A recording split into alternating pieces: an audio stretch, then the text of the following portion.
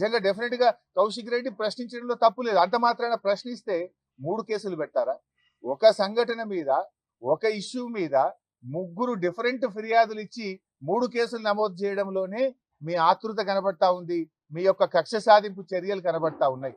ఒకే కేసులో 3 ఎఫ్ఐఆర్లు పెట్టి ఆ రాత్రిపూట అరెస్ట్ చేసి రాత్రంతా పోలీస్ స్టేషన్ లో పెట్టడంలోనే ఇది కేవలం రేవంత్ రెడ్డి గారి ప్రోద్బలంతో రాజకీయ ప్రేరేపితంగా కుట్రతో ఒక్క రోజైనా కౌశిక్ రెడ్డిని జైల్లో పెట్టాలనేటువంటి ఒక పగ ప్రతీకారంతో జరిగినటువంటి అరెస్టే తప్ప ఇంకోటి కాదు. ఇవాళ న్యాయస్థానాల మాకు నమ్మకం ఉంది. న్యాయస్థానం కౌశిక్ రెడ్డి గారికి ఈరోజు బెయిల్ ఇవ్వడం చాలా సంతోషం. సో అపీల్ డీజీపీ గారు అర్ధరాత్రి పూట పండగ పూట పోలీసులను కూడా ఇబ్బంది పెడుతున్నారు మీరు. పాపం పోలీసులు కూడా పండగ పూట కూడా వాళ్ళకి టెన్షన్లు పెట్టి పోలీసులను కూడా నిద్ర లేకుండా చేసి పోలీస్ వ్యవస్థను మీ కింది స్థాయి పోలీస్ అధికారులను ఉద్యోగులను కూడా మీరు ఇబ్బంది పెడతా ఉన్నారు. అంటే ఇది కేవలం ముఖ్యమంత్రి గారు చెప్పిందనో ప్రభుత్వ పెద్దలు చెప్పిందనో ఈ రకంగా అరెస్టు చేయడాన్ని మేము తీవ్రంగా ఖండిస్తా ఉన్నాం.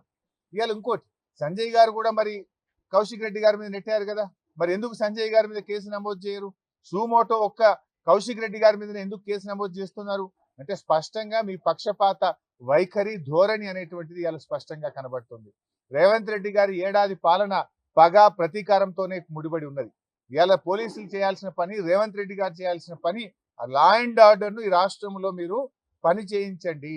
అసలు పోలీసులు తమ పని తాము చేసుకోకుండా ప్రతిరోజు ఏదో ఒక నాయకుడి మీద సోషల్ మీడియా యాక్టివిస్టుల మీద కేసులు పెట్టి అసలు లా అండ్ ఆర్డర్ గాలి కొదిలేసినారు. ఏం జరుగుతుంది రాష్ట్రంలో?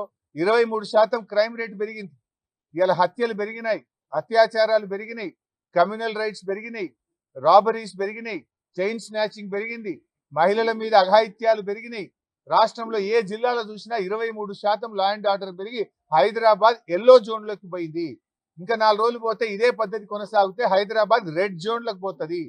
National crime bureau of records లో ఎల్లో జోన్ లో కనబడుతుంది.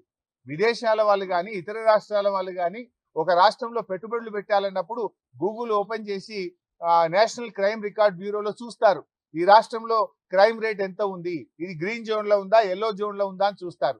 నువ్వు ఎల్లో జోన్ లో రెడ్ జోన్ లో ఉంటే ఎవరైనా ఇన్వెస్ట్మెంటర్స్ ఈ హైదరాబాద్ కు వస్తారా? ఇదేనా ఈ రాష్ట్రాన్ని పరిపాలించే తీరు?